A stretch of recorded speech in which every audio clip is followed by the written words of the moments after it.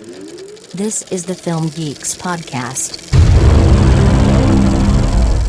ये मेरा बॉम्बे ये सब के जुबा पे ये मेरा बॉम्बे ये सब के जुबा पे ये मेरा बॉम्बे ये सब के जुबा पे ये मेरा Bombay.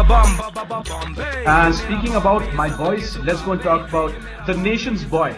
Especially if you grew up in the 90s, how can you not be a fan of this man? Let's speak about Sachin Tendulkar. Sachin, A Brilliant Dreams is a biographical documentary film written and directed by James Erskine and produced under the 200 Not Productions, a production company owned by Tendulkar himself. This is a biographical film, ladies and gentlemen, and this film is scheduled to be released on 26th May 2017. The trailer dropped this week and it was trending worldwide. In fact, the trailer was not only trending on the India page, it was trending worldwide.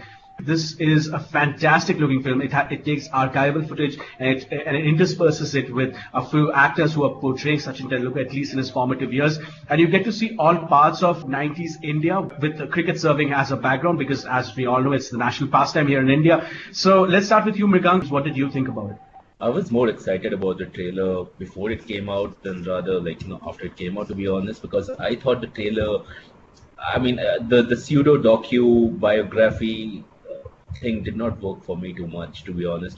It started off quite well. A lot of people are talking about the background soundtrack which has been composed by A.R. Rahman, which I did not really. I won't say I liked it or maybe disliked it, but it was just one of those soundtracks which sort of swing by without you even registering it.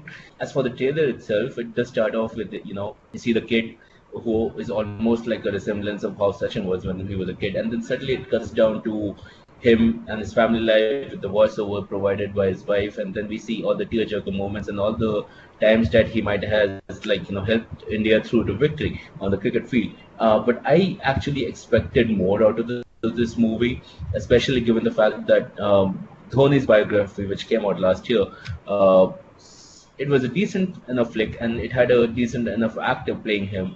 But again, I expected this movie to be pretty much on the same lines. But they might have done a good job, the directors, taking this pseudo-docu approach, or it might not be either, because Indian audience, they are very fickle-minded people. I don't see a lot of people thronging to the halls to just see a documentary, even though it's about Sachin, because I'm sure a lot of people who really like Sachin and love him would have seen enough documentaries, online throughout all these years to rather not give a fuck and just maybe stay at home and watch a direct-to-video or something. I think I will not agree with you on one point. And I didn't see the trailer the day it was posted. I just saw this like a while back before we started recording.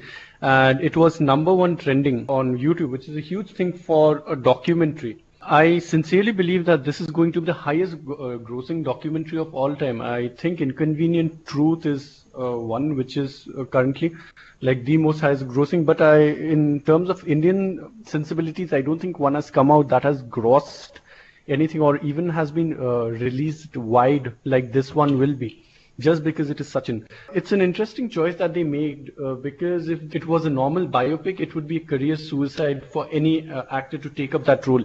Can you imagine doing an impersonation of Sachin Tendulkar? Like, just look at what happened to Tanmay Bhatt. If they managed to pull it off, he would be stereotyped. If he did not, then this guy's house would be firebombed or something. So it would be career suicide, and I think this is a smart approach that they have taken into making this what it is, like it's a hybrid film. But the thing that I do not want to see is the horrible ADR which was there. I don't think that it was Sachin's wife who was doing the voiceovers. It was one of those telemarketing ladies. Like, kya aapke ghar mein pareshani hai? Those types of things. That was exactly what I felt. I mapped those voices to some of those ads. So I hope that is not the case over here. And I don't want to see much dramatization. Rather, if they're taking documentary approach, make it well, but since A.R. Rahman is involved, they're gonna go full Bollywood on this. So let's see how it goes through. I'm never sold on biographies. I've made that very clear number of times, and this is no exception for me. It's actually one of those times when I'm actually confused, because not only this feels like a documentary and not a documentary at the same time, that it's sure to divide moviegoers abroad, but for Indian sensibilities, probably, because this feels actually like something they would probably show on news channels, And this, when you think about it, the dramatization fits in perfectly with the whole, I don't know what else to call it, India TV crowd, I guess, because you all see all this, the following events have been dramatized and may not be accurate to real life, and that's what I'm expecting. They may not be accurate to real life. Saying that, this has been authorized, so I don't know how to feel about it. I'm not really a big cricket fan. I can safely say that Sachin is still a person that people can look up to, and for me, to some extent, I'll say that he is probably one of the most important people in Indian history. And this is not purely from a sporting perspective, but also from a historical perspective, because no single person has seen the kind of adulation and adoration that this person has. Now, whether that translates into money for the movie producers, that is something that is not in question, because definitely people are going to go watch it. As far as the sensibilities of the movies go, whether it's a documentary or whether it's a pseudo documentary, that is in itself is something that I'll say will have a lot of doubters. Again, I don't know whether that, I felt like it was really his wife who was doing the voiceover, because again, it makes more sense for her to be doing it rather than not. This movie has the potential to do really well. Be a critical hit, not really, but hit, yes, definitely. Abhishek, I don't know if you're a big cricket fan, but your points. I'm not a huge cricket fan. I mean, I grew up watching Tendulkar, of course. Even now, when he plays these Legends matches, I make it a point to watch him bat, because he's been such a huge part of my childhood. I stopped watching cricket probably in the year 99 or 2000 after the match fixing scandal broke.